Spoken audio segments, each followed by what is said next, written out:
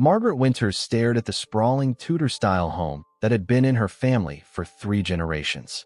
Rain pelted the leaded glass windows, casting distorted shadows across the immaculate lawn. The house seemed to loom larger today, as if it knew what was about to happen inside its walls. "Are you ready?" her husband Paul asked, squeezing her hand. She wasn't. Not even close. But it had been 2 weeks since her father's funeral, and the family couldn't put this off any longer. Inside, the wood-paneled study felt suffocating. Margaret's sister Elizabeth sat rigidly on the leather sofa, her husband Richard beside her, while their brother Thomas paced by the fireplace. Their father's attorney, Mr. Hargrove, arranged papers on the mahogany desk with meticulous precision. "Shall we begin?" Mr. Hargrove asked, his voice carrying the practiced neutrality of someone who had mediated family disputes for decades. No one objected, though no one seemed particularly eager either. The rain drummed harder against the windows as Mr. Hargrove adjusted his reading glasses. "Last will and testament of Harold James Winters," he began, and Margaret felt a lump form in her throat. Just 3 weeks ago, her father had been fine, grumpy and stubborn as always, but fine. The stroke had been sudden, devastating. At 78, Harold Winters had left this world the same way he'd lived in it, without warning or apology. Mr. Hargrove cleared his throat and continued. "To my children, Margaret, Elizabeth, and Thomas, I leave my most precious possessions, my memories, my values, and my hope that you will honor the Winters name with dignity and purpose." Thomas snorted. "That's rich, coming from him." "Tom," Margaret warned, but her brother just shook his head. "To my daughter Elizabeth and her husband Richard," Mr. Hargrove continued, "I leave the sum of £200,000 in my collection of first edition books, which Elizabeth has always admired." Elizabeth nodded stiffly, her face betraying nothing. But Margaret noticed how her sister's fingers twisted the pearl necklace their father had given her on her 30th birthday. "To my son Thomas, I leave the sum of £200,000 in my shares in Winters Publishing, the company he has helped build alongside me these past 10 years. Thomas stopped pacing, his expression shifting from derision to surprise. "The shares? All of them?" Mr. Hargrove adjusted his glasses. 40% ownership, to be precise. "But that's—" Elizabeth began, then stopped herself. "That's the controlling interest. And to my daughter Margaret," Mr. Hargrove continued, "I leave the sum of £200,000, as well as this house and all its contents, with the understanding that it remains in the family for at least 20 years after my passing." The room fell silent. Margaret felt her chest tighten. The house, their childhood home, the center of family gatherings, the place that held generations of Winters' history. Her father had left it to her? "That's not right," Elizabeth said, her composure finally cracking. "Dad promised me the house. He told me, he specifically told me, that Richard and I would get the house when he was gone." Mr. Hargrove looked uncomfortable. "I can only read what's in the will, Mrs. Bennet. The document is quite clear." "Clear?" Elizabeth stood up, her voice rising. "There's nothing clear about this. The house was supposed to be mine." "Oh, come off it, Liz," Thomas said. "You've got that massive place in Kensington. What do you need this old museum for?" "That's not the point." Elizabeth's face flushed red. "Dad promised. We talked about it last Christmas. Margaret, you were there. You heard him." Margaret had heard something, certainly. Their father had been reminiscing about Christmases past, about how Elizabeth's children would love growing up in the house just as they had. But had he actually promised the house to Elizabeth? Margaret couldn't remember him saying those exact words. "I don't recall him making a promise," Margaret said carefully. "He mentioned how nice it would be for your kids to—" "Don't you dare," Elizabeth hissed. "You've always been his favorite. Always. And now look, you've somehow convinced him to give you the house." "I didn't convince him of anything," Margaret protested. "This is as much a surprise to me as it is to you." "Hardly," Richard muttered, speaking for the first time. "Elizabeth has been counting on this house. We've already spoken to decorators." Paul stood up beside Margaret. "Now wait just a minute. If Harold wanted Margaret to have the house, that was his decision to make. A decision influenced by Margaret's constant hovering." Elizabeth snapped. "Who was here every weekend? Who took him to his doctor's appointments? Who called him every day? That's called being a daughter, not angling for inheritance." Margaret shot back, her own temper flaring. Thomas laughed darkly. "Christ, He's not even cold in his grave, and you two are already at each other's throats." "There's more," Mr. Hargrove interjected, his voice cutting through the tension. "There's a letter addressed to all three of you." He pulled out an envelope, Harold's distinctive handwriting sprawled across the front. "For my children, to be read together." "Well," Thomas asked, "what are you waiting for?" Mr. Hargrove handed the envelope to Margaret, who took it with trembling fingers. The paper felt heavy, significant. She broke the seal and unfolded a single sheet of cream-colored stationery. "My dear children," she read aloud, her father's voice seeming to echo in her mind. "If you're reading this, then I've finally shuffled off this mortal coil, as Shakespeare would say. I've lived a long life, not always a good one, but never a boring one. And now I must confess something I should have told you years ago." Margaret paused, her heart racing. Elizabeth and Thomas had gone completely still. "The truth is, Winters Publishing was never truly mine to give. It belongs, in part, to someone else, someone none of you have met.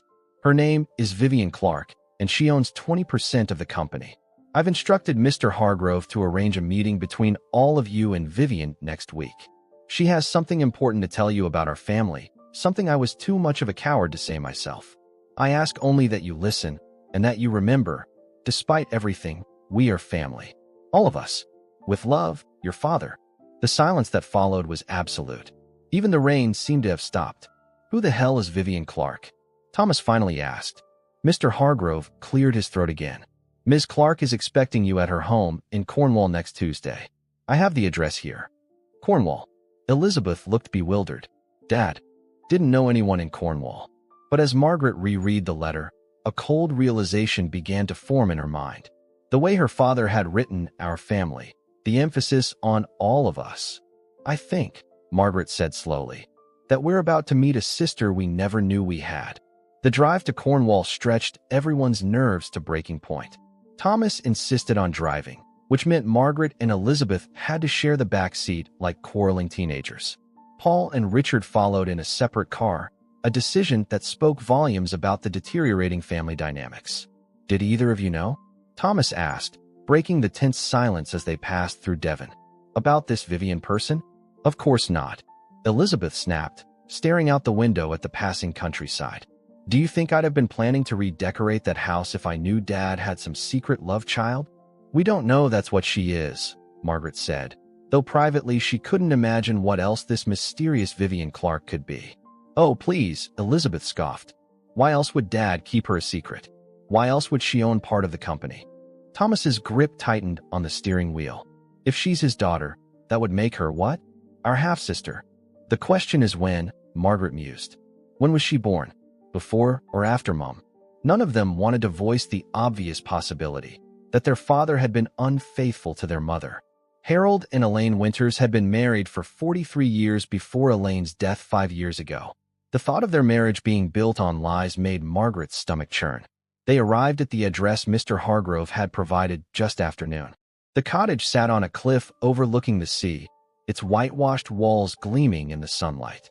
It was small but immaculately maintained, with a garden full of wildflowers and a stone path leading to the blue front door. "Doesn't look like the home of someone who owns 20% of a publishing company," Thomas remarked as they got out of the car. A woman opened the door before they could knock. She was in her late 60s, with silver hair cut in a stylish bob and the same startling blue eyes as their father. Margaret felt her breath catch. There was no denying the resemblance. "You must be Harold's children," the woman said, her voice warm but cautious. "I'm Vivian. Please, come in." The interior of the cottage was bright and airy, with windows framing the dramatic seascape. Bookshelves lined the walls, many filled with titles published by Winters. Paul and Richard arrived moments later, and Vivian ushered them all into a sunlit living room with comfortable furniture and a tea tray waiting. "I've been expecting you," Vivian said, pouring tea with steady hands. "Harold called me before he passed. He said he'd finally told you about me." "He didn't tell us anything," Elizabeth said coldly. "He left a letter. Very dramatic, very Harold." Vivian's smile was sad. "Yes, that sounds like him. Always the writer, even at the end." "Who are you?" Thomas demanded. "To our father. To us." Vivian set down the teapot and looked at each of them in turn. I'm not what you think. I'm not Harold's daughter or his mistress. I'm his sister." The revelation hit like a physical force. Margaret actually gasped. "That's impossible," Elizabeth said. "Dad was an only child. Grandma and Grandpa only had one son." "No," Vivian said softly. "They had twins." She stood and walked to a bookshelf, returning with a framed photograph. It showed two children, perhaps 7 or 8 years old, with identical grins and matching school uniforms. "That's Harold on the left," Vivian said, "and me on the right." Margaret studied the photograph, searching for differences between the two children. They were mirror images of each other, down to the slight tilt of their smiles. "But why?" Margaret asked. "Why didn't we know about you? Why weren't you part of our lives?" Vivian sighed and returned to her seat. "That's the part of the story your father could never bring himself to tell you. It involves your grandparents and a terrible choice they made." Outside, seagulls wheeled and cried. The waves crashed against the cliffs. Inside the cottage, time seemed suspended as Vivian began her story. "Your grandparents, James and Eleanor Winters, weren't wealthy when we were born in 1945. The war had just ended, rationing was still in effect, and having twins was challenging. But they managed. Until I got sick." Vivian's fingers traced the rim of her teacup. "Polio. I was 5 years old. The disease left me unable to walk. The medical bills nearly bankrupted your grandparents. Then one day, a distant relative died and left James a substantial inheritance, enough to start a publishing house, enough to give the family security. But there was a condition." "What condition?" Thomas asked, leaning forward. The relative, Great-Uncle William, was deeply superstitious. He believed disabled children were bad luck, that they brought misfortune on a family. His will stipulated that the money could only go to James if there were no defective children in the household. Elizabeth made a disgusted sound. "That's barbaric." "It was 1950, Vivian said simply. "Different times. Your grandparents faced an impossible choice. Keep me and remain in poverty, or let me go. They gave you up?" Margaret whispered, horrified. Vivian nodded. "I was sent to live with Eleanor's sister in Cornwall. Officially, I ceased to exist as a Winters. Harold was told never to speak of me. The family story became that Harold was an only child, and the money from Great-Uncle William founded Winters Publishing. But Dad knew," Thomas said. "He remembered you." "Yes. Harold and I wrote letters in secret for years. When we were 18, he came to find me.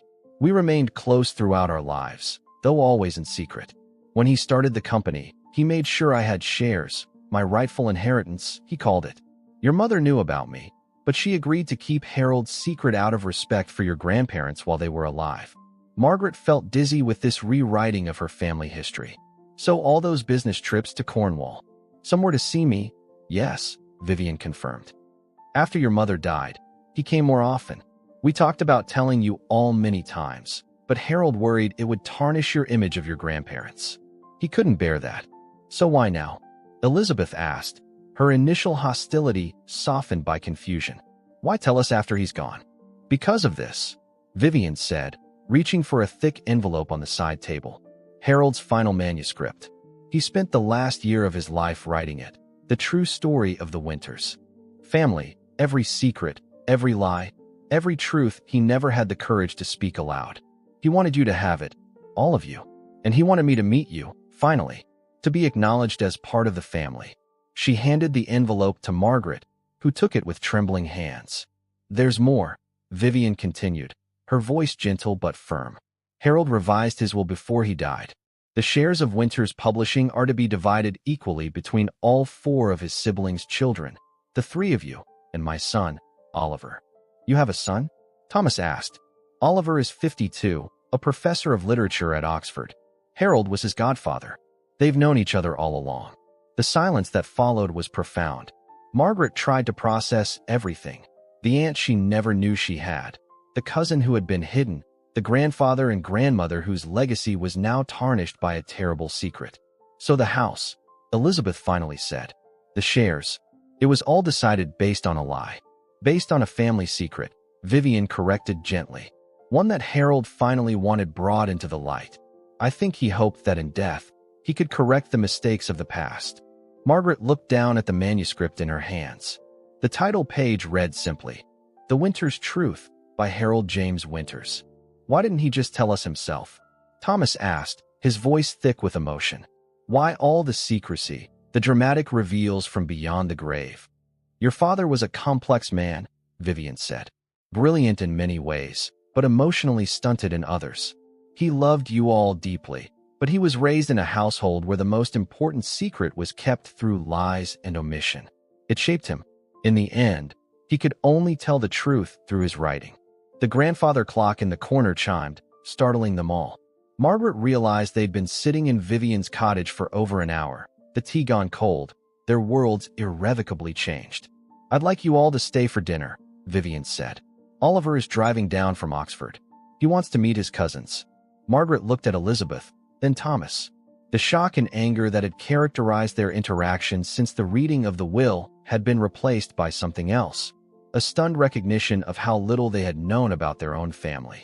I think, Margaret said slowly, that we have a lot of catching up to do. Dinner with Vivian and Oliver was unlike any family gathering the Winters siblings had experienced. Oliver Clark proved to be charming and erudite, with their father's dry wit and Vivian's warmth. He shared stories about Harold that painted a picture of a man they barely recognized. A godfather who never missed a birthday, who funded Oliver's education at Oxford, who spent Christmases in Cornwall when he told his own children he was at publishing conferences. He talked about you all constantly, Oliver said, refilling their wine glasses. I feel like I've known you my whole life. The revelation stung. Their father had kept Oliver informed about their lives while keeping them entirely in the dark about his. They stayed the night in Vivian's cottage and at a nearby inn, too exhausted emotionally to make the drive back to London. The next morning, they gathered in Vivian's garden for breakfast, Harold's manuscript sitting unopened on the table between them like a ticking bomb. Someone should read it, Thomas said, eyeing the thick envelope. I can't, Elizabeth admitted. Not yet. I'm still trying to process everything. Margaret understood.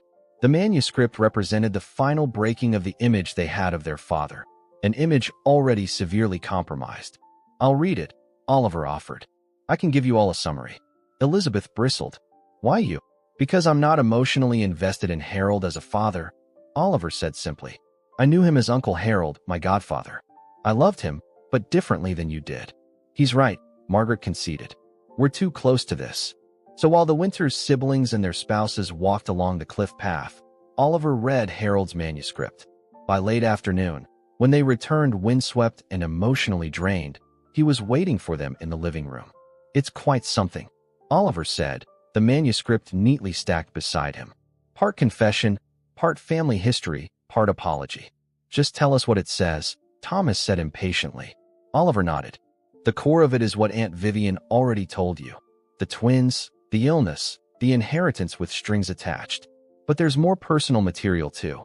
Harold writes about his guilt, how it shaped his life. How he promised himself he'd make Winters Publishing successful enough to compensate Vivian for what she lost. Did he talk about Mum? Margaret asked. Yes, Oliver said gently. He loved her deeply. She was the one who encouraged him to maintain his relationship with Vivian, even in secret. After she died, he writes that he felt adrift, caught between the family he'd created with her and the sister he'd been forced to deny. What about us? Elizabeth's voice was small. His actual children? Oliver hesitated. He writes that he struggled to connect emotionally, that the pattern of secrecy established in his childhood made it difficult for him to be open, even with his own children. Great excuse, Thomas muttered. There's more, Oliver continued. About the inheritance. He explains his reasoning. Elizabeth, he believed you had achieved the most independence, with your own successful interior design business and Richard's law practice. Thomas, he saw you as his natural successor at the publishing house. And Margaret, he felt you most embodied the family's history and traditions, which is why he left you the house. That's convenient, Elizabeth said bitterly, justifying everything after the fact. Margaret sighed. At least now we know why he did what he did. It doesn't make it right, but doesn't it? Thomas interrupted. The man spent his entire life carrying this burden, trying to balance his loyalty to Vivian with his obligations to us and to our grandparents' memory. Maybe we should cut him some slack. Elizabeth stared at her brother. Are you serious? He lied to us our entire lives. He had a whole other family we knew nothing about. Not another family, Vivian interjected quietly. Just his sister. And Oliver, who apparently knew more about our lives than we knew about his. Elizabeth shot back. That's hardly Oliver's fault, Richard pointed out. Elizabeth whirled on her husband. Whose side are you on?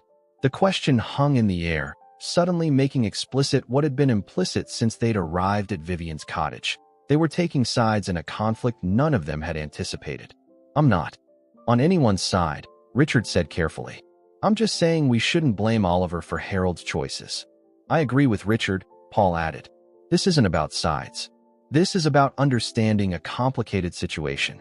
Easy for you to say, Elizabeth snapped. Your wife got the house. Margaret felt her patience snap. For God's sake, Liz, is that really what matters right now? The house. We just found out our entire family history is built on a lie. That we have an aunt and a cousin we never knew about, and you're still fixated on the bloody house. It's not just about the house, Elizabeth said, her voice rising. It's about Dad's betrayal. It's about the fact that he clearly favored you.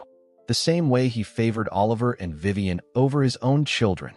That's not fair, Margaret protested. He didn't favor me, and he certainly didn't favor them over us. He kept them a secret. Exactly. Elizabeth stood up, her face flushed. A secret he shared with you, apparently. Because you always got everything, didn't you, Margaret?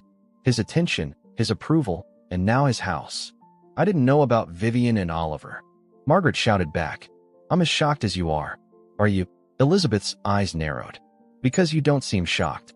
You seem perfectly happy to welcome them into the family, to accept Dad's manuscript and his excuses. Meanwhile, I'm the bad guy for being upset that our father lied to us for our entire lives. Thomas stepped between his sisters. Both of you stop it. This isn't helping. Oh, now you're the peacemaker? Elizabeth laughed harshly. That's rich, coming from the one who got the company. I didn't get the company, Thomas said through gritted teeth. I worked there for 10 years. I earned those shares. And what did I earn? Elizabeth demanded. What did I get for being the perfect daughter, for giving him grandchildren, for doing everything right? A bunch of dusty old books. The room fell silent. Oliver looked uncomfortable, while Vivian watched the siblings with sorrow in her eyes. Perhaps, Vivian finally said, we should take a break. This is a lot to process in one day. Elizabeth grabbed her handbag. I've heard enough. Richard, we're leaving. Liz, wait. Margaret pleaded, reaching for her sister's arm. We need to talk about this. Elizabeth jerked away. I have nothing more to say to any of you. Dad made his choices. Now I'm making mine. She stormed out, Richard following after an apologetic glance at the others. The front door slammed, and moments later, their car engine roared to life. She'll calm down, Thomas said, but he didn't sound convinced. Margaret sank onto the sofa, suddenly exhausted. I don't think so. Not this time. Vivian sat beside her, tentatively placing a hand on Margaret's shoulder. I'm so sorry. I never meant to come between you all. It's not your fault, Margaret assured her. It's Dad's, and maybe our grandparents'. The lies just kept compounding. Thomas poured himself a whiskey from Vivian's sideboard. So what happens now? With the will, with the company's shares, with everything? Oliver cleared his throat. According to the manuscript, Harold's solicitor has amended legal documents ready to be executed. The four of us, the three of you plus me, would each receive 15% of Winter's publishing. The remaining 40% would be divided equally if you all agreed to the arrangement. And if we don't? Thomas asked. Then the current will stands, Oliver said. You get 40%, Thomas. Margaret gets the house. Elizabeth gets the books. And I keep my original 20%. Thomas swirled his whiskey, considering. So I'd be giving up control of the company. You'd be sharing it, Oliver corrected. With family. The word hung in the air, weighted with new meaning. Family. What did that even mean anymore? The foundations Margaret had built her life upon had crumbled. Her father wasn't who she thought he was. Her family wasn't what she'd believed it to be. I need to go after Elizabeth, Margaret said suddenly, standing up. We can't let her leave like this. Paul touched her arm. Give her some space, Meg. She's hurt and angry. She has every right to be, Margaret said. We all do. But splitting up isn't the answer. Thomas drained his glass. What is the answer then? We just accept everything? Pretend we're one big happy family. Margaret looked at her newfound aunt and cousin, at the familiar blue eyes they shared with her father, at the family resemblance she couldn't unsee. "Not pretend," she said finally, "but maybe try. Dad kept you a secret," she said to Vivian and Oliver. "That was wrong. But I don't want to continue that wrong by shutting you out now." "I appreciate that," Vivian said softly. "But I understand Elizabeth's position too. This is a tremendous shock." Thomas set down his glass with a decisive thunk. "I'm going to London tomorrow. I need to check on things at the office, now that everything's—" He waved a hand, unable to find the right word. "Different," Margaret supplied. "Everything's different now." And it was. The Winters family had fractured along new lines, with Margaret and Thomas cautiously accepting the new reality, Elizabeth rejecting it entirely, and Vivian and Oliver waiting patiently on the periphery, hoping to be welcomed into a family that was barely holding itself together. As the sun set over the Cornish coast, Margaret stood at the window watching the darkening sea. Paul came up behind her, wrapping his arms around her waist. "What are you thinking?" he asked quietly. "I'm thinking about Dad," Margaret admitted. "About what it must have been like to live with that secret for so long. To visit Vivian and Oliver in secret, to live a divided life. It must have been exhausting," Paul said. "Yes," Margaret agreed. "But what's more exhausting is what happens now. How do we move forward from this? How do we become a family again? A different family, but still a family?" Paul had no answer for her. Outside, the first stars appeared in the twilight sky, distant and cold. Inside, the remnants of the Winters family sat in separate rooms, each lost in their own thoughts, each trying to reconcile the past they thought they knew with the complicated truth they now faced. A week after the Cornwall revelation, Margaret sat in her father's study, her study now, surrounded by cardboard boxes. The process of sorting through Harold's belongings had fallen to her, both as the inheritor of the house and as the only sibling who seemed willing to confront the physical remnants of their father's double life. She opened a drawer in his desk and found a stack of postcards from Cornwall, dating back decades. Pictures of fishing villages, rugged coastlines, and ancient stone circles, each with a brief message on the back, signed simply V. Her father had kept them all. "Find anything interesting?" Paul asked from the doorway, carrying 2 mugs of tea. Margaret held up one of the postcards. More evidence of Dad's secret life. Paul set her tea on the desk and glanced at the postcard. "Have you heard from Elizabeth?" Radio silence. Margaret sighed. "I've called, texted, emailed. Nothing. Thomas says she's the same with him." "And how are things with Thomas?" Margaret shrugged. "Strained but civil. He's been at the office nonstop, probably trying to figure out what to do about Oliver's shares." The doorbell rang, echoing through the house.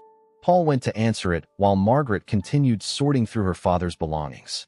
She found photographs hidden in books, letters tucked into folders, decades of careful documentation of a relationship he'd kept hidden from his children. "Margaret," Paul called from the hallway. "You've got visitors." She emerged from the study to find Oliver standing in the entrance hall, clutching a leather briefcase. Behind him, Thomas hovered awkwardly, as if unsure whether he was welcome in the house he'd grown up in. "Sorry to drop by unannounced," Oliver said. "Thomas and I were at the publishing house, and we thought, well, we have some things to discuss." Margaret led them to the kitchen, where the morning light streamed through the large windows overlooking the garden. It seemed the most neutral territory in a house now fraught with emotional landmines. "I've been reviewing the company finances," Thomas said, accepting a cup of tea, "and speaking with Oliver about his role. I've never been actively involved in management," Oliver explained. "Your father appointed me as a silent partner, but I've always been more interested in academia than publishing." "That's putting it mildly," Thomas added with a hint of his old humor. "Oliver's idea of light reading is medieval French poetry. In the original Old French." Oliver smiled sheepishly. "I'm a bit of a specialist." "The point," Thomas continued, "is that we've been discussing a solution that might work for everyone, including Elizabeth, if she ever decides to speak to us again." Oliver opened his briefcase and pulled out a document. "We're proposing a family trust. All shares of Winters Publishing would be placed in it, with Thomas as the managing trustee. Income would be distributed equally among all beneficiaries, the 4 of us cousins plus Aunt Vivian." Margaret took the document, skimming its legal language. "And the house would remain yours," Thomas said. "But we thought perhaps it could serve as the family headquarters for periodic gatherings." If you're amenable, of course. The idea was both appealing and terrifying. Margaret had spent the past week rattling around the house alone, feeling both burdened by its history and protective of its secrets. "Has anyone discussed this with Elizabeth?" she asked. Thomas and Oliver exchanged glances. "That's the other reason we're here," Thomas admitted. "We need your help with Liz." "She won't talk to me either," Margaret reminded him. "Yes, but she might talk to her children," Thomas said. "Jack's at uni in Edinburgh, but Charlotte's in London. If anyone can get through to Liz, it's Charlotte." Margaret considered this. Her niece Charlotte was 23, fresh out of university, and working at an art gallery in Mayfair. She had always been close to her mother, but also admired her Aunt Margaret's more bohemian lifestyle. "I can try," Margaret said, "but I don't want to put Charlotte in the middle of a family feud." "It's not about taking sides," Oliver insisted. "It's about healing a rift before it becomes permanent." Margaret wasn't so sure. Elizabeth's anger ran deep, and the discovery of Vivian and Oliver had merely ignited resentments that had smoldered for years. "I'll call Charlotte," she agreed reluctantly. But no promises.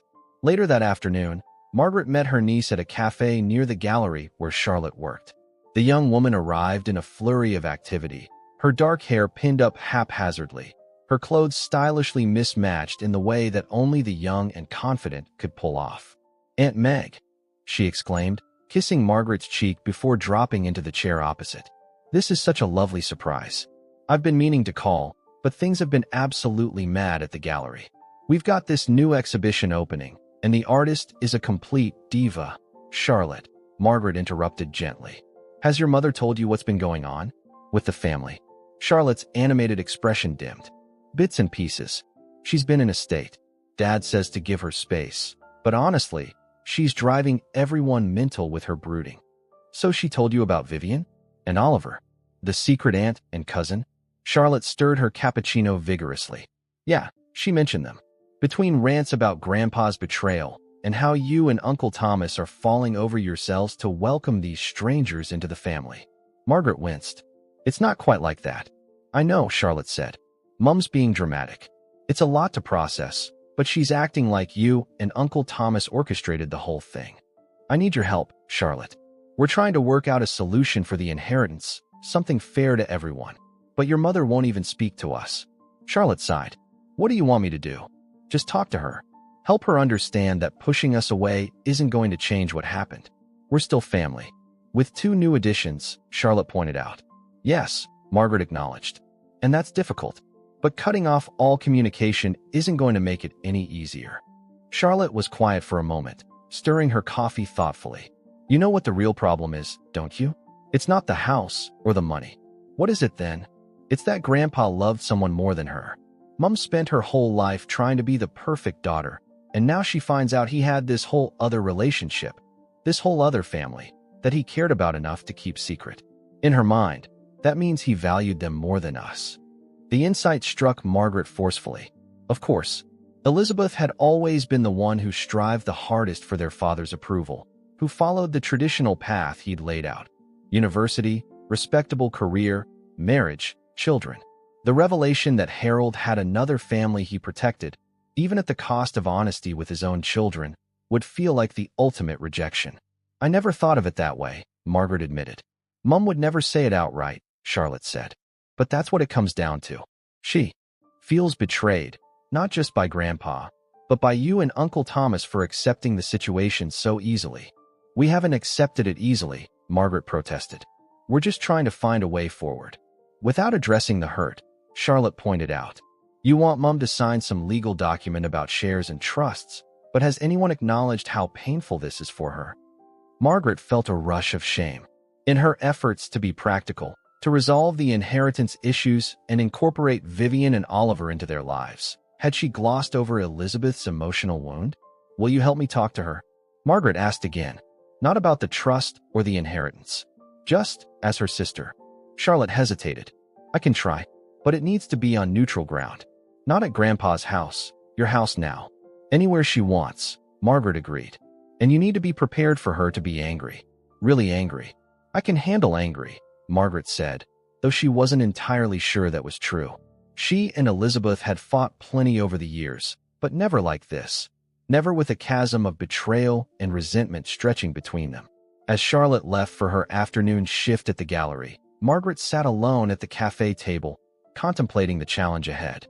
Somehow, she needed to reach her sister, to acknowledge her pain without dismissing it, to find a path toward reconciliation without forcing Elizabeth to accept a reality she wasn't ready to face. Her phone buzzed with a text from Thomas. "Any luck with Charlotte?"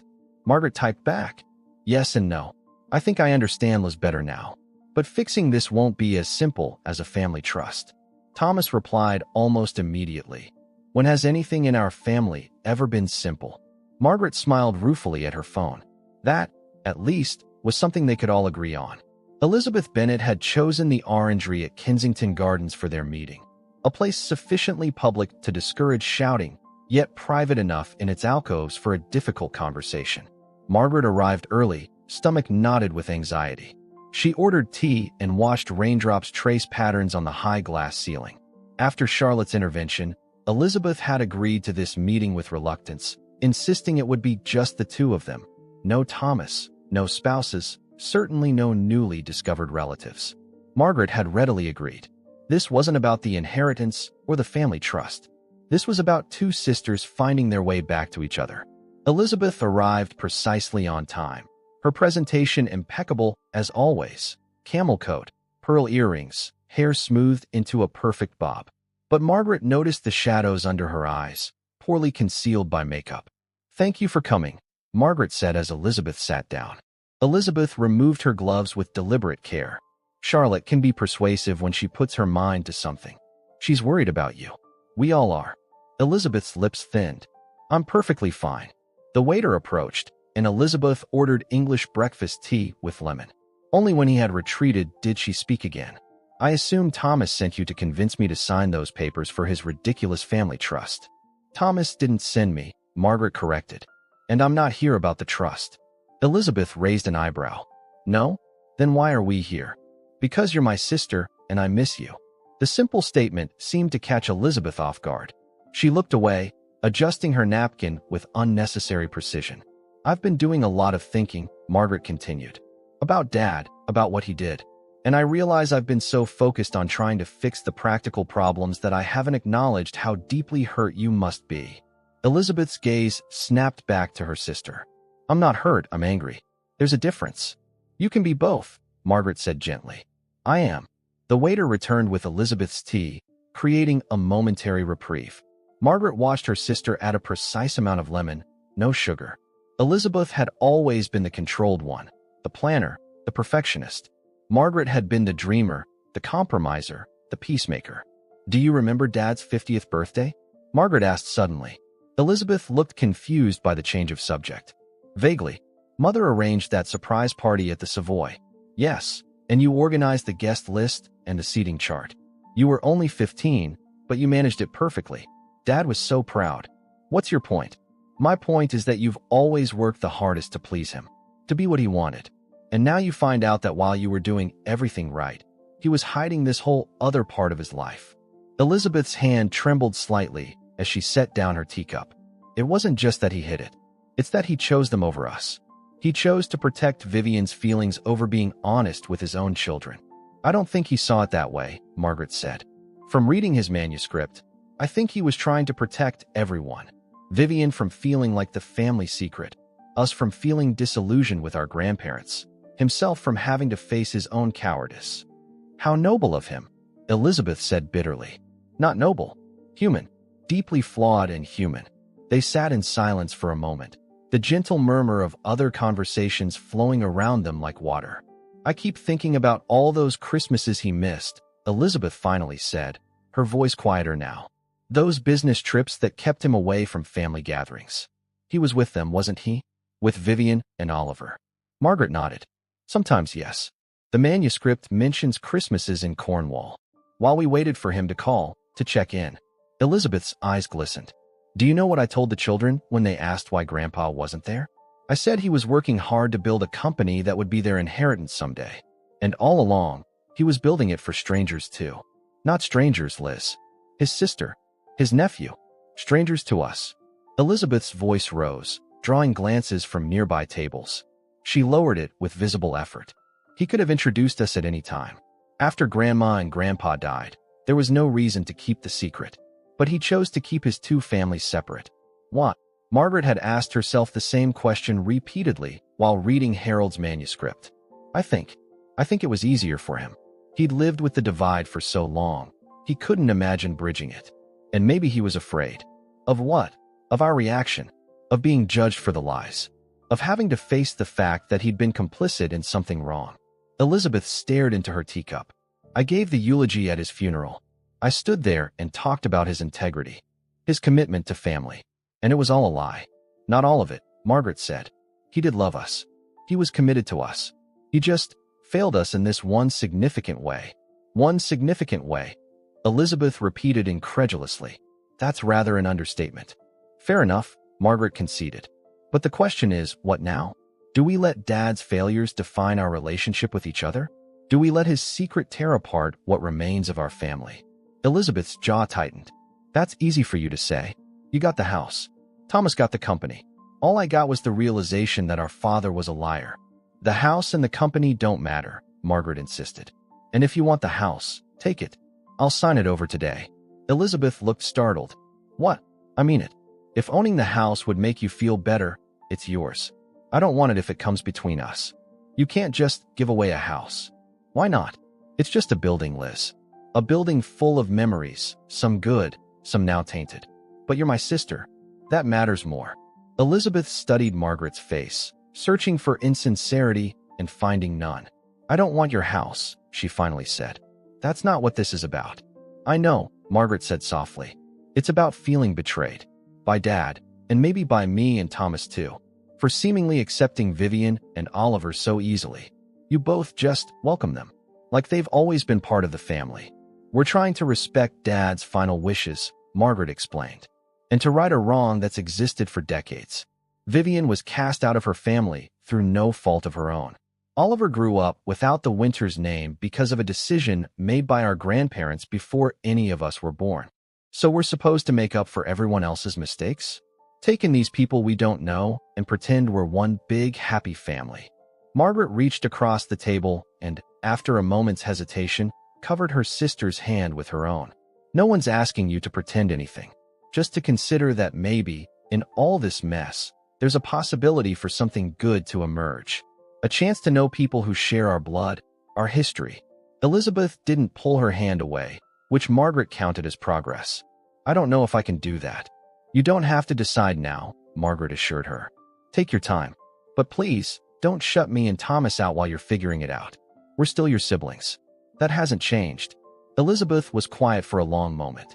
Richard thinks I'm being unreasonable, she finally admitted. He says I'm acting like a child who's had her toy taken away. Richard doesn't understand what it's like to have your entire family narrative rewritten overnight, Margaret said. None of our spouses can fully understand this. Charlotte says I'm having an identity crisis. Margaret smiled. Out of the mouths of babes. That earned a reluctant smile from Elizabeth. She's hardly a babe. She's lecturing me on emotional intelligence and generational trauma these days. Apparently, her psychology electives are being put to good use. She cares about you. We all do. Elizabeth withdrew her hand, her moment of vulnerability passing. I need more time, Margaret. I can't just switch off how I feel. I can't pretend I'm okay with all of this. No one's asking you to. Just don't make any permanent decisions yet. Don't cut ties completely. Elizabeth finished her tea and signaled for the check. I'll think about the trust, about meeting with Thomas and the lawyers. But I don't want to see Vivian or Oliver. Not yet. That's fair, Margaret said, relief washing through her. It wasn't full reconciliation, but it was a beginning. A crack in the wall Elizabeth had erected around herself. As they prepared to leave, Elizabeth hesitated. There's something I should tell you. I've been going through some of Dad's old correspondence that I had at my house. Letters from the publishing house in the early days. And I found mentions of someone called V providing editorial input on manuscripts. Dad praised their insights repeatedly. Margaret's breath caught. Vivian worked on the books? Elizabeth nodded. Anonymously, it seems. But regularly. For decades. Does Thomas know? Not yet. I found the letters 2 days ago, and I've been trying to decide what to do with them. Margaret understood the significance immediately. Winters Publishing hadn't just been financially supported by Vivian's stolen inheritance. She had contributed intellectually to its success as well, without credit or acknowledgement. "Thank you for telling me," Margaret said quietly. Elizabeth buttoned her coat. "I'm not ready to forgive Dad, or to welcome Vivian and Oliver with open arms. But I am ready to acknowledge the truth, however uncomfortable it might be." As they parted outside the orangery, the rain had stopped, and thin sunlight broke through the clouds. Elizabeth allowed a brief, stiff hug before walking toward her car. Margaret watched her go, feeling both hopeful and wary. The conversation had gone better than she'd feared, but not as well as she'd hoped. Elizabeth was still angry, still hurt, but she was talking again. It was a start. Her phone buzzed with a text from Thomas. "How did it go?" Margaret typed a response as she walked toward the tube station. "Better than expected. She'll think about the trust. But there's something new. Vivian was involved in the publishing house all along. Editorial work, never credited. We need to talk." Thomas replied immediately. "My office, tomorrow morning." Oliver should hear this too. The sun disappeared behind the clouds again, and Margaret pulled her coat tighter against the chill. One fragile bridge had been built today, but others still needed construction. And some truths, it seemed, remained to be uncovered. The boardroom at Winters Publishing occupied the top floor of a Georgian building in Bloomsbury. Floor-to-ceiling windows offered views of the British Museum and the bustling streets surrounding it. But today, no one was admiring the view. The conference table was covered with papers, letters, memos, editorial notes spanning decades, all bearing the neat, distinctive handwriting of V. "These go back to 1952, Thomas said, gesturing to the neatly arranged chronological piles. "The earliest ones are addressed to both Harold and Grandpa James." Oliver leaned forward, examining one of the letters. Aunt Vivian mentioned that she started reading manuscripts as a favor to her brother. Said it gave her something to do during the long months of recovery after her surgeries. "Recovery from what?" Margaret asked. "The polio left her with limited mobility in her legs," Oliver explained.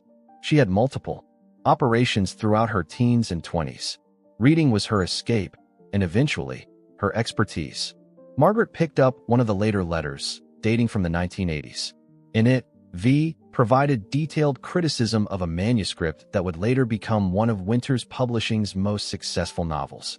The insights were sharp, perceptive, almost prescient in identifying what readers would respond to. "She should have been credited," Thomas said, voicing what they were all thinking. "All these years, we attributed the company's editorial reputation to Dad and Grandpa. But Vivian was the secret ingredient. Why keep it hidden?" Margaret wondered. Even if they needed to conceal her identity from the public, why not acknowledge her contribution within the company? "Pay her properly." "The shares," Oliver said simply. "Those were her payment. Harold, made sure she received financial compensation through her ownership stake. But not recognition," Thomas pointed out. "Not the professional respect she deserved." They sat in silent contemplation, the weight of this additional deception settling around them. It wasn't just that Harold had kept his sister a secret from his children. He had also kept her substantial contributions to the family business hidden from the world. "We need to tell Elizabeth about this," Margaret said finally. Thomas looked skeptical. "Are you sure that's wise? She's barely speaking to us as it is." "She's the one who found the first letters," Margaret reminded him. "She deserves to know the full extent of it. And I think my mother should be here for this conversation," Oliver added. An hour later, they had relocated to Margaret's house. Elizabeth had agreed to join them, arriving with wary eyes and rigid posture. Vivian, brought by Oliver, sat in an armchair by the fireplace, her cane resting against the side table. The family resemblance between her and Harold was even more striking now that Margaret knew to look for it. The same high forehead, the same way of tilting the head slightly when listening. "I appreciate you all coming," Thomas began, standing before them like a chairman addressing a difficult board meeting. "We've discovered something significant about the history of Winters Publishing."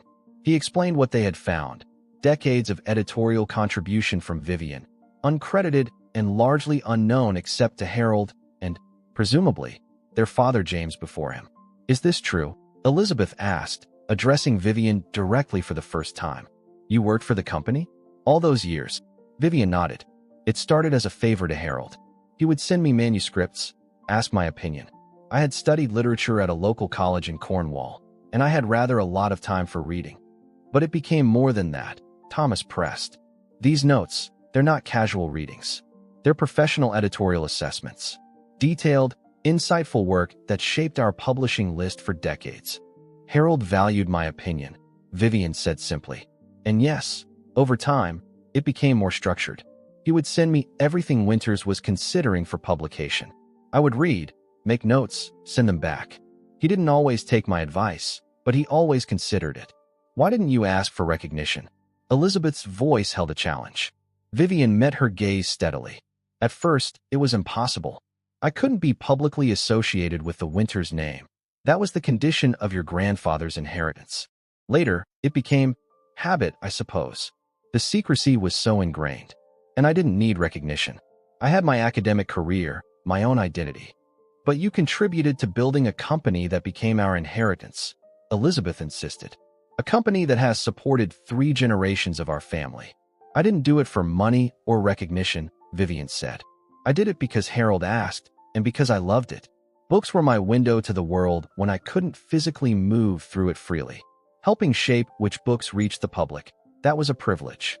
Elizabeth looked skeptical. So you're saying you don't want anything? No retroactive credit, no additional compensation. Elizabeth, Margaret chided, embarrassed by her sister's bluntness. But Vivian seemed unperturbed.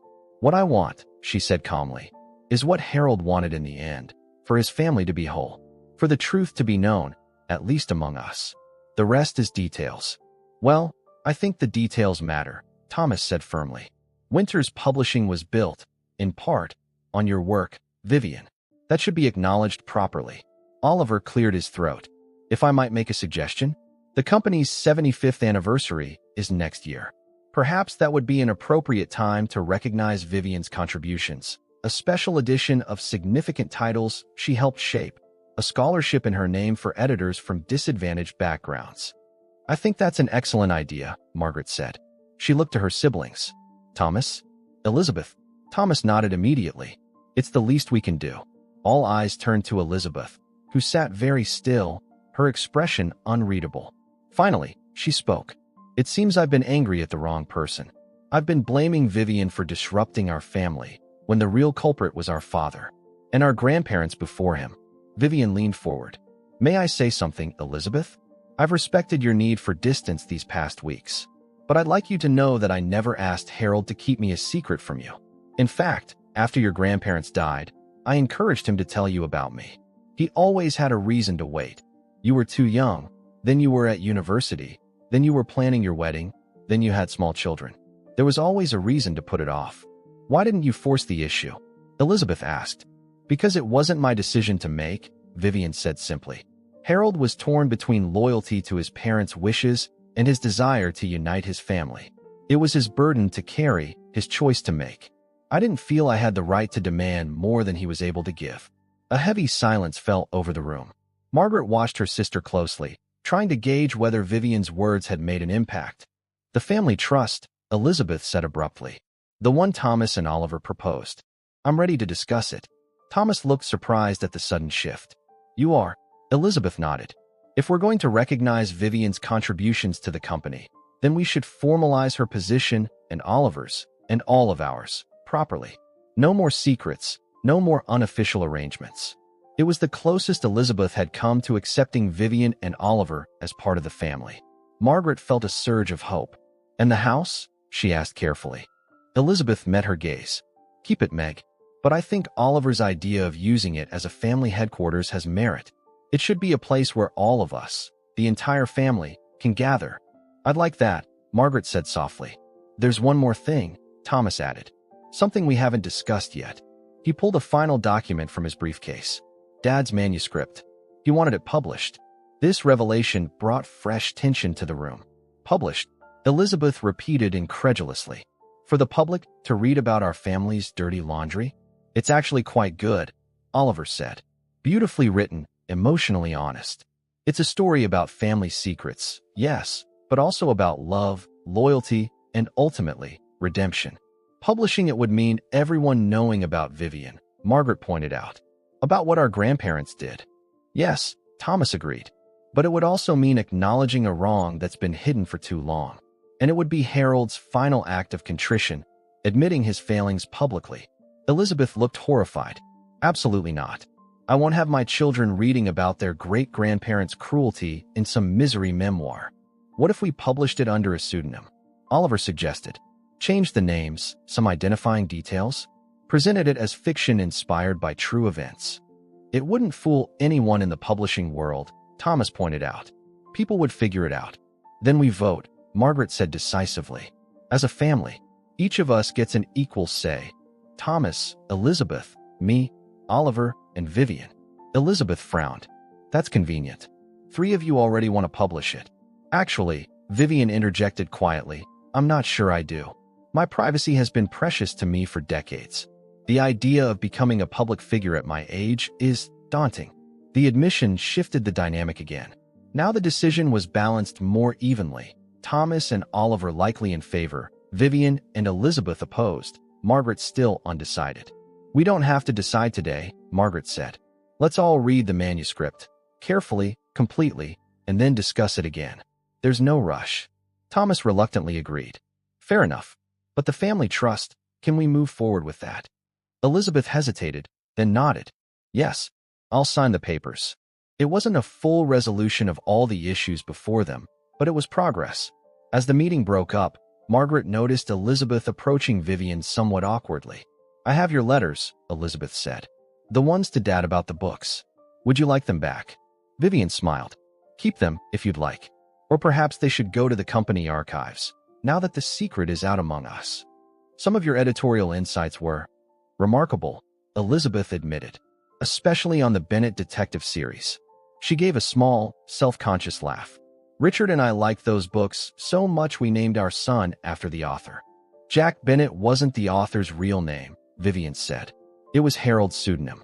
He wrote those books during a particularly difficult period in his life, after your mother's first cancer diagnosis. Elizabeth's eyes widened. Dad wrote the Bennett books? But they're so emotional, so insightful about human nature. Yes, Vivian agreed. Your father had surprising depths. He just wasn't always able to express them except through his writing. Margaret watched this exchange from across the room, a lump forming in her throat. It wasn't forgiveness or acceptance, not yet.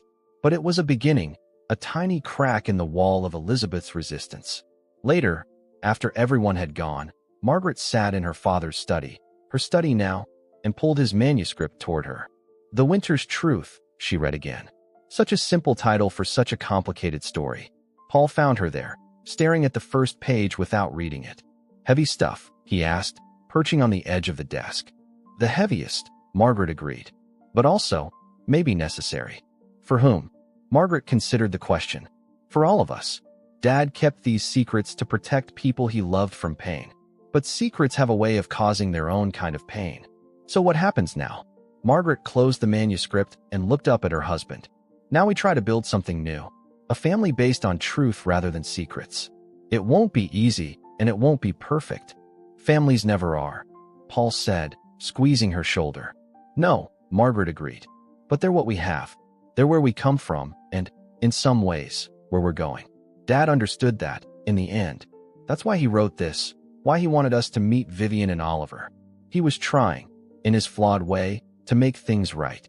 Outside, dusk was falling over London, soft shadows creeping across the garden. Within the walls of the Winters family home, something new was taking shape. Fragile still, uncertain in its final form, but real. A family redefined by truth rather than tradition, by choice rather than blind loyalty. It would take time, Margaret knew. Elizabeth's wounds were deep, Vivian's place still uncertain, the future of Harold's manuscript unresolved. But for the first time since the reading of the will, Margaret felt something like hope. Not for a perfect resolution. There was too much history, too much hurt for that, but for a new beginning. A family rebuilt on foundations of honesty rather than secrecy, of acceptance rather than denial. Harold Winters had lived a divided life, torn between loyalty to his parents and love for his sister, between the family he acknowledged and the family he hid. His children would not make the same mistake. Whatever came next, Whether harmony or continued struggle, it would be based on truth. The winter's truth, complicated and painful as it might be,